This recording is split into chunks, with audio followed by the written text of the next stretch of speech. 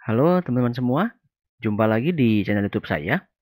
Pada kesempatan kali ini saya akan kembali membawakan ulasan teknikal ya, yaitu sebanyak 12 saham sudah saya pilihkan berdasarkan screening saya pada penutupan market Jumat ini, di mana terdapat saham-saham yang saya rekomendasikan untuk teman-teman semua. Oleh karena itu saya harapkan informasi yang saya berikan ini dapat menjadi referensi yang baik, khususnya untuk teman-teman yang ingin trading di saham ya.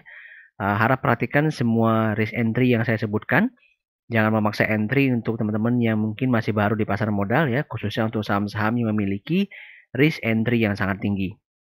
Oke, sebelum saya mulai, izinkan saya untuk menyampaikan disclaimer daripada video ini. Jadi semua ulasan maupun rekomendasi yang saya sampaikan pada video ulasan teknikal ini murni merupakan analisa ataupun preferensi pribadi saya. Oleh karena itu, adalah wajib bagi Bapak Ibu yang menonton video ini untuk mengetahui resiko dari setiap tindakan beli ataupun jual saham, khususnya dengan tujuan trading karena tidak ada analisa teknikal yang 100% benar. Saya juga mengharapkan untuk teman-teman semua yang menonton video ini untuk tidak men-skip video ini agar bisa mendapatkan informasinya secara lengkap. Saya juga selalu minta dukungan teman-teman semua untuk like, share, serta subscribe YouTube channel ini. Dan jangan ragu untuk post komentar teman-teman pada kolom komentar. Ataupun teman-teman bisa join di free channel Telegram saya di @smsaham, di mana pada waktu yang akan dekat ini akan ada event ya, akan ada event untuk online technical workshop. Silakan dicek bagaimana informasi pendaftarannya. Untuk link join channel tersebut saya sertakan pada deskripsi video ini. Oke, seperti biasa ulasannya akan saya mulai dengan ulasan IHSG. Pada sisi penutupan Jumat ini terlihat ya IHSG sedikit mengalami koreksi. Dan kalau melihat daripada indikator volume maupun MACD-nya ini sudah mengalami golden cross ya. Jadi sebenarnya bisa kita perkirakan bahwa IHSG di minggu depan kemungkinan besar akan sedikit lagi mengalami koreksi ya, melanjutkan koreksi tipisnya sedikit gitu, diikuti lagi dengan kenaikan tipis, sedikit mengalami konsolidasi jadi minor ya. Dan ini baru akan ada terbuka peluang untuk kembali melanjutkan kenaikannya ya, ini ke arah upper line ini seperti ini, ke arah level sekitar 6.130-an. Baru kemudian saat itu ada peluang kembali terjadi koreksi. Jadi cukup waspada, mungkin di minggu depan di 1 sampai 2-3 hari ke depannya masih cukup kondusif ya, turun tipis ataupun naik tipis, tapi mungkin di penghujungnya perlu diperhatikan mungkin sudah akan mulai terjadi koreksi yang mengikuti aturan teknikalnya. Ya kita harapkan sebenarnya koreksi ini tidak akan terlalu besar sehingga tercipta sebuah higher low yang memberikan kita sebuah sinyal positif lebih lanjut. Oke. Saham pertama yang akan saya mulai ulas adalah saham Kino. Oke, satu saham dari sisi sektor konsumer ya. Nah, Kino ini menarik teman-teman semua ya. Kenapa? Karena kelihatan di sini ya, ini volumenya sangat tipis sekali, namun pada titik tertentu udah mulai terlihat adanya akumulasi yang sangat besar. Artinya apa? Artinya adalah big buyers yang entry ke dalam saham Kino ya. Oleh karena itu setiap kali saham ini mengalami kenaikan itu perlu kita perhatikan lebih lanjut ya. Dan kalau saya tarik sedikit garis trend line ya yang agak panjang di sini, nah, kelihatan ya bahwa sebenarnya Kino sudah break down trend line ini cukup panjang ya. Ini dibentuk pada Juni 2020. Jadi sudah merupakan sebuah sinyal reversal trend yang sangat bagus. Sehingga bagi saya sebagai seorang trend follower, teknikal daripada Kino ini sangat menarik untuk saya ikuti seperti itu ya. Oleh karena itu bisa kita perhatikan ya, bisa dilihat titik entry-nya, strateginya adalah ketika Kino ini masih konsolidasi di sini, jadi range entry-nya ya bisa dicoba di entry di level 2650 sampai dengan level 2750 ya. Pastikan jangan terlalu tinggi dengan stop loss-nya di level kurang lebih 2550 ya. Dan perhatikan nih area resist kotak kuning ini teman-teman semua ya. Kalau misalkan nanti Kino mampu breakout lagi dan bertahan di sini, maka saya melihat potensi dia untuk mengalami spike yang kuat seperti yang terjadi di bulan September 2020 untuk naik dengan cepat itu menuju ke level berikutnya di 3.100 seperti itu ya. Nanti kita perhatikan kemungkinan besar juga mungkin ada sentimen positif dari kinerja fundamental Kino. Ini yang sangat kita nantikan sehingga menjadi sentimen yang dapat terus menggerakkan harga saham Kino ke depannya. Oke, yang berikutnya adalah saham TINS.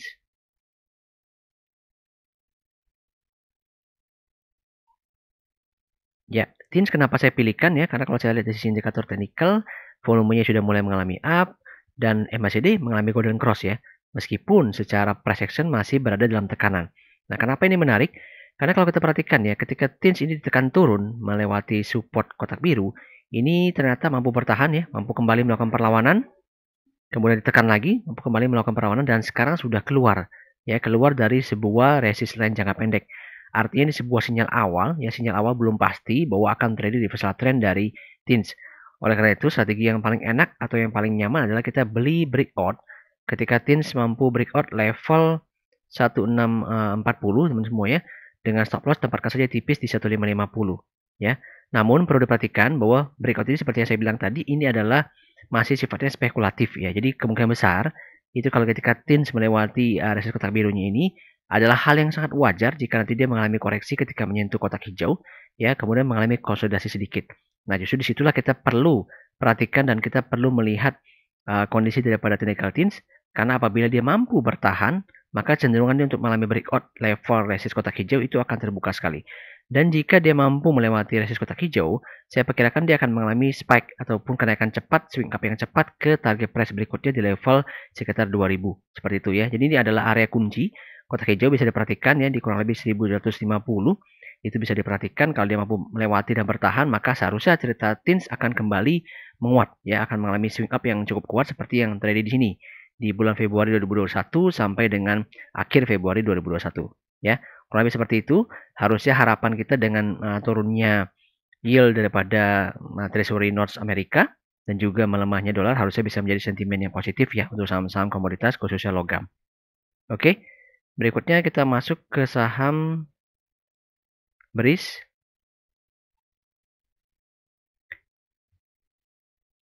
Oke, dari sisi indikator volume ini sudah turun dengan tipis sekali, jadi memang artinya animo BRIS di sini sangat kuat. Namun sejak dia mengalami penurunan dari sejak harga 2400-an sudah mulai mengalami penurunan animo. Jadi sudah mulai ditinggalkan oleh pelaku pasar khususnya retail gitu ya.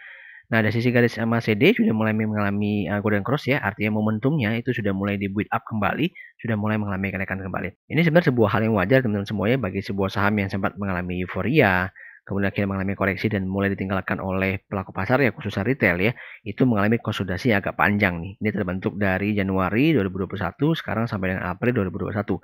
Namun kabar baiknya dengan momentumnya yang sudah mengalami build up ataupun formasi yang mulai dibentuk ya di ujung daripada konsolidasi ini, maka saya melihatnya adalah arahnya ke atas teman semua ya. Dan sudah mulai terlihat ini. Setiap kali dia menyentuh area support kotak merah ini kembali mengalami rejection. Artinya buyers sudah berani mengambil posisi untuk membeli di harga tersebut. Ya, sampai ditekan dia akan mulai kembali mengalami rejection up, ditekan mengalami lagi rejection up. Ya, artinya kita akan beli ketika BRIS ini mampu breakout level 2370. Nah, ini yang penting nih. Ya, jadi dia mampu breakout level resist line konsolidasinya. Ya, kalau melihat seperti ini maka kemungkinan besar dia akan mampu naik ya, sedikit nanti konsol di sini kemudian nanti mengalami lagi kenaikan berikutnya. Nah, ini yang perlu kita lakukan. Memang di sini kita saatnya masih sifatnya adalah spekulatif ya. Namun spekulatifnya memiliki peluang yang cukup baik. Ya, jadi kurang lebih seperti itu, beli di level ketika break 2370 ya. Dengan stop loss bisa teman-teman tempatkan di sini tipis saja di 2200 ya. Dengan target price kemana? Di jangka tengahnya atau jangka pendeknya ini masih di level 2600 dan kalau dia mampu bertahan, seharusnya bisa cukup mampu bertahan ya. Maka dia akan bisa naik ke level berikutnya ke level 3020 seperti itu di level resist kotak kuning ya. Seharusnya ini menjadi sebuah sentimen positif karena kita lihat tekanan turunnya daripada bearish sudah jauh melemah ya dengan indikasi volume yang sudah menurun. Artinya memang mungkin sudah banyak retail yang lepas barangnya, sudah tidak menjual lagi. Jadi sudah saatnya mungkin ada buyers baru yang masuk untuk mengakumulasi saham BRIS. Oke, berikutnya kita masuk ke saham DMMX ya. Saham yang sudah saya ulas juga di video sebelumnya. Nah, kenapa saya ulas kembali? Karena saya melihat kembali ada peluang entry yang kedua, teman semua ya. Dan seharusnya ini menjadi sebuah call buy terakhir kalau menurut saya untuk mempertimbangkan resiko entry daripada DMMX seperti itu ya. Nah, kelihatan di sini memang sedang mengalami koreksi ya. Namun MACD masih bergerak dengan sangat kuat sekali. Artinya koreksi ini hanya potensi sifatnya sementara saja. Oleh karena itu ini menjadi sebuah peluang entry bagi teman-teman yang ingin entry DMMX ya. Ini perlu diperhatikan. Ini adalah risk entry-nya high. Yaitu ketika DMMX itu break level 570 ya. Dengan stop loss-nya tempatkan saja ini kurang lebih di level 520 ya. Jadi ini hati-hati cukup high resikonya ya. Meskipun masih bisa terima dengan target price terdekatnya di level 625 seperti ini yang saya gambarkan ya. Nah, sekali lagi kenapa di MMX itu menarik teman-teman semua ya. Karena kalau kita sedikit zoom out chartnya, kita sedikit panjangkan ini sudah melewati all time high, sudah juga mengalami konsolidasi dan sudah mengalami konfirmasi melewati konsolidasi tersebut, sehingga artinya arahnya adalah naik ya. Jadi kemungkinan besar dia akan kembali naik membentuk kembali konsolidasi seperti ini. Nah, itu adalah sebuah sinyal bullish continuation, sehingga menurut saya ini masih merupakan sebuah peluang entry yang sangat menarik ya, bisa dipertimbangkan untuk teman-teman entry ke dalam saham DMMX. Bagi yang sudah entry di minggu lalu seperti apa? Ya silakan hold saja, dan bisa update stop loss seperti yang saya sampaikan pada video ini. Oke. Saham berikutnya akan saya ulas adalah saham MLPL multipolar ya, yang juga sempat ini cukup ramai diperbincangkan karena kenaikannya juga signifikan. Ya, kalau kita perhatikan sebenarnya polanya mirip seperti di MMX ya, ini mengalami konsolidasi, sudah break high-nya di sini ya. Nah, di sini juga volume sudah mulai ramai lagi ketika dia break. Jadi di sini kelihatan ya volumenya sudah mulai meningkat lagi, jadi artinya sudah mulai bisa memancing animo dari para pelaku pasar, khususnya mungkin pemain-pemain retail itu yang masuk dalam MLPL untuk membeli saham ini ya ketika dia breakout. Dan saat ini terjadi konsolidasi dengan cenderungan volume yang menurun. Artinya ada saja retail yang mengalami atau melakukan profit taking ya, namun itu menjadi sebuah kesempatan bagi buyers yang lain untuk melakukan akumulasi ya. Dari sisi garis MACD juga bergerak menurun yang artinya memang konsolidasi ini saya perkirakan masih akan berlangsung sekitar 1 sampai 2 hari ke depan. Nah, di sini ada sebuah titik yang cukup nyaman bagi teman-teman semua untuk entry sama MLPL ya. Jadi perhatikan kalau misalnya MLPL ini berhasil menyentuh support lainnya dan bertahan gitu ya. Ini menjadi sebuah peluang yang menarik. Perhatikan level 158 sampai dengan 160 itu bisa menjadi range buy yang beli yang baik. Dengan stop loss tempatkan di level 153 seperti itu ya. Jadi ini perhatikan ini resikonya tidak kecil ya, moderate ya. Jadi bisa dipertimbangkan untuk membeli saham MLPL. Kalau menurut saya dengan pergerakan seperti ini harusnya dia masih punya ruang untuk naik yang lebih lanjut. Seperti itu ya. Dengan target price terdekat masih di level 190 seperti itu. Oke, berikut analisanya untuk MLPL. Sekarang kita masuk ke saham lainnya yaitu Agro. Ya, Agro ini biasanya seiring sejalan dengan bearish ya. Jadi kalau bearish-nya itu mengalami kenaikan ataupun mengalami sebuah apresiasi, biasanya Agro akan mengikuti tersebut ya. Volumenya juga mengalami kenaikan. MACD di sini kita lihat ya sudah mengalami penurunan dan mulai berbelok, arahnya sudah mulai mendatar dan berhimpit dengan sinyal. Artinya apa sih? Artinya ini adalah sebuah fase konsolidasi yang mungkin akan segera diakhiri dengan pergerakan naik maupun turun. Namun kalau kita perhatikan dari sisi analisa price action-nya, ketika dia ditekan turun keluar dari support lainnya, di sini ternyata Agro mampu melawan ya. Jadi ada saja buyers yang melawan tekanan daripada seller di saham Agro sehingga mengakibatkan tekanan tidak turun lebih lanjut dan mampu kembali bertahan. Dan oleh karena itu kita melihat sebuah indikasi yang menarik apabila nanti Agro mampu kembali masuk ke dalam range konsolidasinya ini. Ya artinya memang sebuah serangan balik daripada buyer seperti itu. Nah jadi bagaimana dengan strategi entry-nya? Teman-teman bisa entry Agro ketika dia break level 1030 ya. Dengan stop loss tempatkan saja di level 970 ya. Risk reward-nya cukup menarik. Namun perlu perhatikan kalau ketika dia break level ini, maka kemungkinan besar menurut saya dia akan sedikit terkonsolidasi, akan sedikit tertahan di area ini ya. Karena memang cukup banyak nih resist yang menahan pergerakan Agro di level ini ya, di level sekitar 1100 ya, menjadi sebuah level kunci. Perlu diperhatikan. Namun kalau tidak Agro mampu bertahan, maka seharusnya ya ceritanya akan spike lagi dengan semua ya. Akan mulai masuk dalam area ini dan saya perkirakan ketika dia masuk, itu akan bisa naik dengan kuat. Ya oleh karena itu tindakan ini saya sebut dengan rekomendasi spekulatif buy. Ya, artinya masih memiliki risiko turun, namun merupakan sebuah rekomendasi entry yang menarik untuk diperhatikan. Ya, akan kemana sama Agro? Mungkin sejauh ini masih akan berkutat kalau dia memang mengikuti skenario positif yang saya sampaikan. Dia masih akan berkutat ke level 1100 tadi dan juga ke level ini teman-teman semua ya, ke level 1370 kurang lebih seperti itu sebagai jarak target price menengah untuk Agro. Oke, berikutnya kita akan masuk ke saham keren. Mostly dari screening saya pada penutupan jumat ini memang banyak kan saham-saham second liner ya. Karena saham-saham big bank atau saham-saham blue chip ini masih mendapatkan tekanan. Jadi kita kalau ingin perform ya kita harus membeli saham-saham second liner. Nah, kerennya menarik teman-teman semua ya. Perhatikan ini sudah turun sangat jauh sekali, namun sekarang sudah tidak lagi mendapatkan tekanan ya. Ini low-nya sudah tidak lebih rendah lagi, namun sudah mulai mengalami reversal nih. Dengan adanya kenaikan yang cukup tinggi di saham keren ya. Dimana saya perhatikan di sisi indikator MACD juga bergerak naik dengan sinyal melebar ya. Dan sini juga ada nih, ada akumulasi buyers yang masuk dalam saham keren, sehingga mengakibatkan sahamnya mengalami kenaikan gitu ya. Kemudian di sini juga sudah mulai ada kembali akumulasi buyers lagi ya, sehingga akibatnya saham ini juga terus mengalami apresiasi. Oleh karena itu kita perlu perhatikan secara dekat bagaimana nanti keren mampu melewati resist line yang cukup panjang ini nih, sekitar dibentuk kalau tidak salah ini sekitar Agustus 2020 ya, jadi cukup panjang. Kalau dia mampu melewati area resistance line ini, saya yakin pergerakannya ke depannya akan sangat masif teman semuanya. Di sini sudah pernah terjadi nih, dari Agustus naik ke September cukup spike seperti itu ya. Ada potensi akan terjadi lagi. Ya, perhatikan ya, historika daripada keren naik tinggi, turun, naik lagi gitu ya. Jadi kita harapkan yang terjadi sekarang di bulan April ini sampai dengan Mei bisa seperti kondisi yang terjadi di bulan Agustus sampai September. Ya, dengan syarat di mana keren ini harus mampu melewati resist kotak hijaunya. Oleh karena itu, sebagai tindakan pembelian, kita bisa beli spekulatif buy sifatnya ya. Ketika keren break level 96 dengan stop loss, teman-teman bisa tempatkan saja tipis itu kurang lebih di level 88 kurang lebih seperti itu ya. Saya jadikan sebagai level stop loss dengan target price saat ini masih dekat ya di level 100. Itu sebagai target price awal.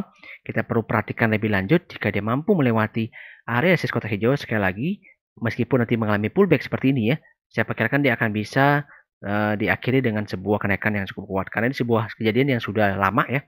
Jadi resist kotak hijau ini sudah coba-coba berkali-kali ditembus gitu ya. Namun tidak berhasil. Jika kalau nanti misalkan bisa tembus, maka harusnya kenaikan ini bisa cukup masif teman semua ya. Saya buat target price di level 140. Cukup jauh nih untuk saham keren. Oke. Berikutnya kita masuk ke saham yang sempat saya ulas juga di seri saham IP yaitu JRX, yaitu Jirexindo. Ya, saya sempat katakan bahwa kita perlu sedikit melihat ya pergerakan saham JRX ini ke depannya kurang lebih mungkin dalam waktu 2 minggu sampai 1 bulan dan sekarang sudah kelihatan teman-teman semua ya. Jadi sudah ada swing low yang terbentuk ya, sudah terbentuk sebuah support fraktal sehingga menjadi menarik kita perhatikan apabila saham ini mampu melanjutkan tren naiknya. Ya, sehingga ini ada sebuah skenario entry ya, ada dua skenario entry yang bisa diperhatikan di sini. Di mana skenario entry pertama adalah ketika break level 760 dengan stop loss di 660. Ini adalah merupakan risiko entry yang sangat tinggi sekali ya, lebih dari 10% kalau saya tidak salah hitung. Jadi harap memperhatikan risiko entry yang saya sebutkan. Dan skenario kedua ya adalah skenario ketika nanti misalkan Jirex mengalami konsolidasi ya, konsolidasi minor, teman-teman bisa coba beli, sifatnya adalah spekulatif buy di level kurang lebih 700 sampai 720. Ya, perhatikan dengan stop loss masih sama 660. Dimana tindakan yang kedua ini berpotensi ya masih belum terlalu kuat dibandingkan yang breakout. Jadi ada potensi dia untuk mengalami down ketika teman beli di level 700 sampai 720. Jadi harap perhatikan, namun dia menawarkan risk entry yang lebih kecil. Ya, trading nggak seperti itu teman-teman semua ya. Tidak hanya berpikir arah naik, tapi kita juga harus selalu memperhatikan risk entry dari setiap tindakan yang kita lakukan. Target price akan kemana sih untuk Jirex ya? Ya, pertama-tama masih di sini dulu teman-teman semuanya, masih di level 830. Kita perhatikan lebih lanjut, silakan terus ikuti update-nya di channel Telegram saya ya, dan juga di channel YouTube saya. Bagaimana terhadap update daripada target price Jirex seperti itu. Kalau misalnya tidak mampu melewati 835, harusnya sih bayangan saya level 900 pun juga bisa lewat seperti itu ya. Karena Jirex ini akan didukung juga dengan kinerja fundamentalnya yang bagus. Oke, berikutnya kita masuk ke saham Mari. Sahamnya juga menjadi saham yang cukup fenomenal ya diperbincangkan oleh banyak pelaku pasar. Karena memang kenaikan sahamnya juga ya sangat luar biasa, sangat tinggi sekali. Nah, kelihatan di sini ya, ini masih terus melanjutkan uptrend-nya, teman semua ya. Dengan kerjasama CD yang bergerak menguat sekali, dan juga indikator volumenya juga sangat tinggi sekali, menunjukkan animo pasar yang sangat besar di saham Mari. Kalau kita perhatikan teman semuanya, ini saya kenapa katakan sangat menarik ya.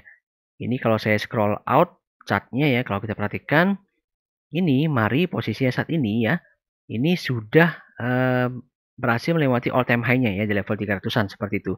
Artinya, saham ini akan terus-menerus berpotensi mengalami kenaikan. Oleh karena itu masih saya rekomendasikan untuk teman semua yang mungkin ingin entry saham Mari seperti itu ya. Dengan saat ini strateginya adalah teman-teman bisa entry ketika Mari break level 330. Namun perhatikan ini stop loss-nya cukup jauh ya di level 304. Berarti risikonya lebih dari 10%. Nah, ini saya perhatikan sekali lagi adalah risk high entry. Jadi bagi teman-teman semua yang belum atau tidak berani melakukan risk taker, maka sebaiknya jangan melakukan entry saham Mari. Perhatikan sekali lagi ya. Dengan target price dia akan kemungkinan besar masih akan melanjutkan kenaikannya ke level 384. Ya, ini menjadi sebuah area resistance yang menarik ya. Dari area 330 sampai 384 cukup menarik ya. Nah, jadi antara risk dan reward ini bagi saya menarik untuk pergerakan saham Mari ini. Seharusnya ceritanya masih akan bagus ya, sehingga akan terus mendorong kenaikan harga saham Mari di perdagangan minggu depan. Oke, saham berikutnya akan saya ulas adalah saham Aisyah. Ya, kenapa Aisyah ini kembali saya masukkan dalam pantauan saya teman-teman semua ya. Pernah saya ulas di 2 minggu yang lalu juga ya. Karena kalau kita perhatikan, ini jelas ya, adalah sebuah sinyal potensi untuk mengalami kenaikan. Nah, kenapa seperti itu? Karena perhatikan ya, ketika dia mengalami penurunan, dia sudah mulai mengalami rejection up. Ketika dia mengalami penurunan kembali diikuti dengan adanya rejection up dari buyers ya. dengan volume yang semakin lama semakin menurun teman-teman semua ya. Apa sih indikasinya? Indikasinya artinya konsolidasi ini sehat. Konsolidasi ini terjadi antara seller ya yang melakukan penjualan terhadap buyers. Jadi setiap kali seller melakukan penjualan, ada saja buyers yang menampung. Artinya terjadi perpindahan barang dari seller ke buyers ya. Yang semakin lama itu semakin kuat buyersnya, semakin ngotot ya, yang ditandai dengan adanya higher low yang terbentuk di sini. Artinya tekanan seller atau barang seller sudah mulai menipis. Sehingga bisa kita simpulkan ya, dengan melihat garis MACD yang sudah sangat berhimpit seperti ini, artinya proses konsolidasi ini akan berada dalam range yang sangat tipis dan kemungkinan besar akan diakhiri dengan kemenangan para buyers ya, yaitu dengan cara breakout seperti itu. Nah, itu yang perlu kita perhatikan di fase konsolidasi ini. Karena artinya sebenarnya pada fase sekarang ini, tekanan turun daripada ASA sudah melemah seperti itu ya. Sehingga strateginya bagaimana? Strateginya adalah ketika ASA nanti break level 298 ya. Harap perhatikan mungkin di minggu depan tidak akan langsung terjadi ya. Mana seperti saya bilang tadi masih akan terjadi konsolidasi yang sangat tipis sekali. Itu justru lebih bagus kalau menurut saya. Ini mungkin akan tipis-tipis di sini, bergerak di sini ya. Tapi kita bisa antisipasi ketika dia break level 298 ya. Untuk mengantisipasi terjadi dia breakout ini. Kalau misalnya nanti mampu melewati resist upper line ini dalam fase konsolidasi, saya perkirakan kenaikannya akan spike seperti ini teman-teman semua ya. Akan cukup tinggi. Ya, karena menunjukkan bahwa buyer sudah sangat kuat dan seller sudah kehilangan barang. Sehingga bisa membuat harga sahamnya naik dengan cepat. Itu menuju ke resist kotak kuning di level 356. Saya perkirakan seperti itu ya. Demikian untuk AISA pada ulasan kali ini. Harap diperhatikan bahwa dengan stop loss-nya kita tempatkan di level 280 ya. Ini resikonya cukup menarik ya, moderat ya. Jadi sebuah pilihan entry yang menarik. Namun tetap ada resiko dia mengalami konsolidasi dulu ya. Jadi mengalami flat dulu, jadi jangan berharap langsung akan naik. Tapi kalau dia mampu break level 298 dan langsung juga melewati konsolidasinya, maka harusnya kenaikannya akan cukup kuat. Oke, berikutnya kita masuk ke saham konsumer lain yaitu PBID.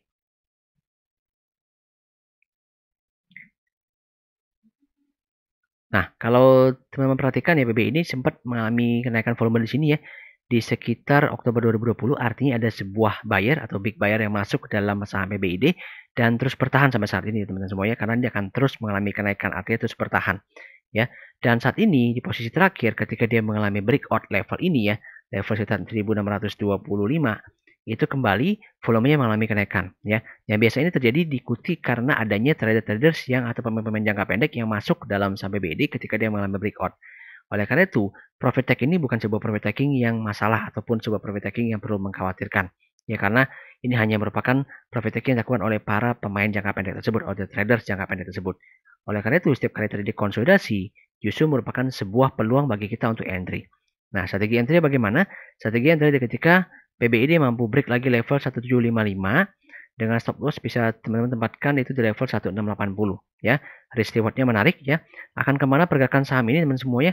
Kalau saya scroll out lagi ya sampai PBID ya, ini bisa terlihat ya, sebenarnya PBID ini sudah bisa dikatakan break all time high-nya sehingga kenaikannya sudah tidak memiliki batas gitu ya. Jadi saya perkirakan dia masih akan bisa naik kurang lebih ke level 1900 ya untuk fase berikutnya. Seharusnya dukungan kinerja fundamental ini harusnya mampu meningkatkan peluang harga saham PBID ke depannya. Jadi sebuah entry yang menarik, namun perlu menjadi sebuah catatan bahwa saham ini kurang liquid teman semuanya.